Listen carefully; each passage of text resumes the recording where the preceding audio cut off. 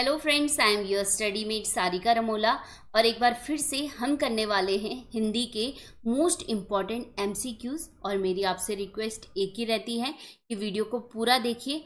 हम इस वीडियो में हिंदी के इम्पॉर्टेंट क्वेश्चन डिस्कस करेंगे और क्या क्या क्वेश्चन बन सकते हैं वो भी मैं आपको समझाऊंगी।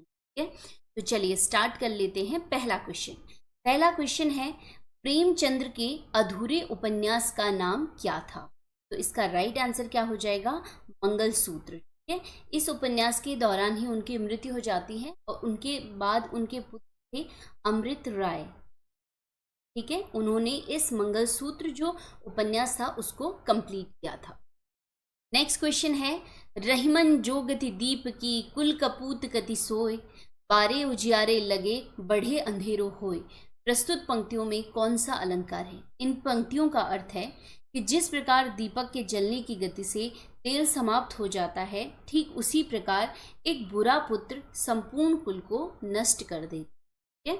अब हमें इसमें पहचानना है कि अलंकार कौन सा है। इसमें देखिए, दीप है और बारे है। इसका हम यहाँ पे देख लेते हैं, इनके दो अर्थ हो रहे हैं। ठीक है, दीप का अर्थ यहाँ पे दीपक भी है और दूसरा अर्थ क्या हो रहा है? पुत्र। दो अर्थ निकल रहे हैं इसके। ठीक है, और यहाँ पे बारे का अर्थ भी दो बार निकल रहा है। क्या क्या? एक बचपन और एक जलाना। तो जब एक शब्द के दो अर्थ निकले तो वो कौन सा अलंकार हो जाता है? श्लेष अलंकार हो जाता है। ठीक है, तो इसका राइट आंसर क्या हो जाएगा? कौन सा अलंकार? श्लेष अलंकार। चलिए तीसरा क्वेश्चन है, गए थे रोजा छुड़ाने नमाज गले पड़ी का अर्थ है। तो राइट आंसर क्या हो जाएगा? उपकार करने के बदले स्वयं को दुख भोगना पड़ा। जैसे एग्जाम्पल कि गली में लड़ाई हो रही है और हम उस लड़ाई को क्या करने गए? सुलझाने गए और पता चला कि पुलिस हमें ही उठा के ली। तो इसका अर्थ है गए थे रोजा छुड़ाने नमाज गले। ठीक है, चलिए नेक्स्ट क्वेश्चन है, तोते की तरह आंखें फेरने का अर्थ है जैसे पुराने संबंधों को एकदम भुला देना। ठीक है, तोते की तरह आंखें फेरना होता है। चलिए नेक्स्ट इंपॉर्टेंट क्वेश्चन, भगवान महावीर ने सारे उपदेश किस भाषा में दिए? तो राइट आंसर क्या हो जाएगा? प्राकृत भाषा में दिए। अगर आपके पास क्वेश्चन आता है यहाँ पे कि भगवान बुद्ध ने किस भाषा में अपने उपदेश दिए, तो तब आंसर क्या आता? पाली आता। तो इसे भी याद कर लेंगे आप। ठीक है, लिखते हुए चलिए आप अपनी नोटबुक में। तो यहाँ पे क्वेश्चन है, महावीर जी ने अपने उपदेश किस भाषा में दिए? प्राकृत भाषा में। छठा क्वेश्चन है, किसने कहा कि इस समग्र देश की एकता के लिए हिंदी अनिवार्य है? तो इसका राइट आंसर हो जाएगा राजा राम मोहन रॉय ने ये कहा था। ठीक है, राजा राम मोहन रॉय किसके संस्थापक हैं? ब्रह्म समाज के संस्थापक। और आप लोग मुझे कमेंट बॉक्स में बताएंगे कि ब्रह्म समाज की स्थापना किस वर्ष हुई।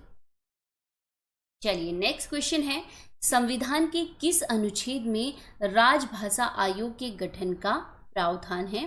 तो इसका जो राइट आंसर हो जाएगा वो हो जाएगा अनुच्छेद 344 में। ठीक है, नेक्स्ट क्वेश्चन है, निम्न में कौन सी भाषा देवनागरी लिपि में लिखी जाती है? ठीक है, देवनागरी लिपि में कौन सी भाषा लिखी जाती है बताना है। 4 ऑप्शन है और राइट आंसर क्या हो जाएगा? मराठी। चलिए नेक्स्ट क्वेश्चन है, निम्न में डाकिनी का तद्भव है। यानी अभी आपको क्या पता चला कि जो डाकिनी है वो क्या है? तत्सम शब्द है और इसका तद्भव बताना है। तो इसका जो तद्भव हो जाता है वो हो जाता है डायन। ठीक है, चलिए नेक्स्ट क्वेश्चन है, निम्न में सही युग्म का चयन कीजिए। 4 युग्म दिए गए हैं और उसमें राइट बताना है हमें कौन सा युग्म है। तो इसमें ऑप्शन बी बिल्कुल सही हो जाएगा, क्योंकि पुत्र यहाँ पे क्या है? तत्सम शब्द है और पुत्र का तद्भव होता है पूत। तो ये युग्म क्या है? बिल्कुल सही है। 11वां क्वेश्चन है, निम्न में से कौन सा शब्द संज्ञा है?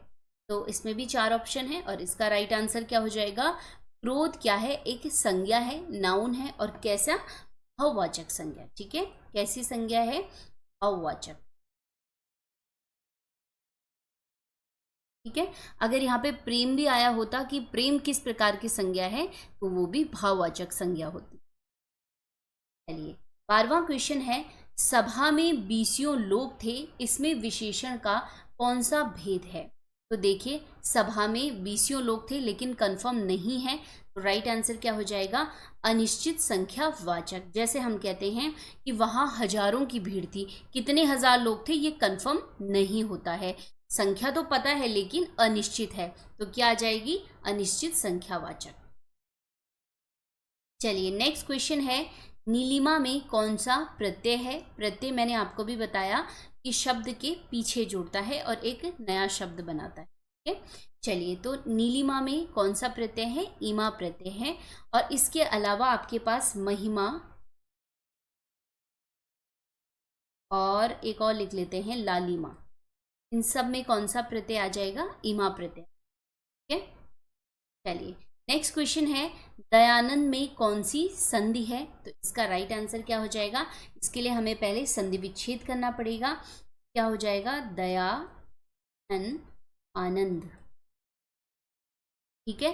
तो यहाँ पे आ और फिर आ, और इनके मेल से क्या बन रहा है, आ बन रहा है, तो दीर्घ, कौन सी संधि आ जाएगी, दीर्घ संधि आ जाएगी, ठीक है। चलिए नेक्स्ट क्वेश्चन है, फ, और कौन सा फ, आधा फ है, ठीक है। फ को टाइप करने के लिए किस शॉर्टकट की का प्रयोग किया जाता है। तो इसका राइट आंसर क्या हो जाएगा, ऑल्ट के साथ 0182 को प्रेस करेंगे तो आधा फ बनेगा, ठीक है। हिंदी टाइपिंग से रिलेटेड क्वेश्चन भी आने हैं, तो इसीलिए जो शॉर्टकट कीज है इनको भी देख लीजिएगा। चलिए 16वां क्वेश्चन है, फंक्शन की F3 का कार्य है। तो राइट आंसर क्या हो जाएगा, ऑप्शन बी राइट आंसर हो जाएगा। जब F3 को प्रेस करते हैं तो सर्च बॉक्स खुल जाता है, ठीक है।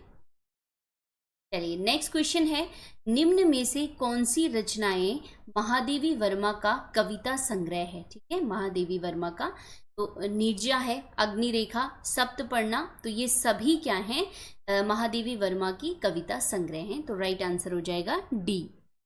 चलिए नेक्स्ट क्वेश्चन है, उज्ज्वल का सही संधि विच्छेद है। इसका राइट आंसर क्या हो जाएगा, उत्धन ज्वल इसका राइट आंसर हो जाएगा।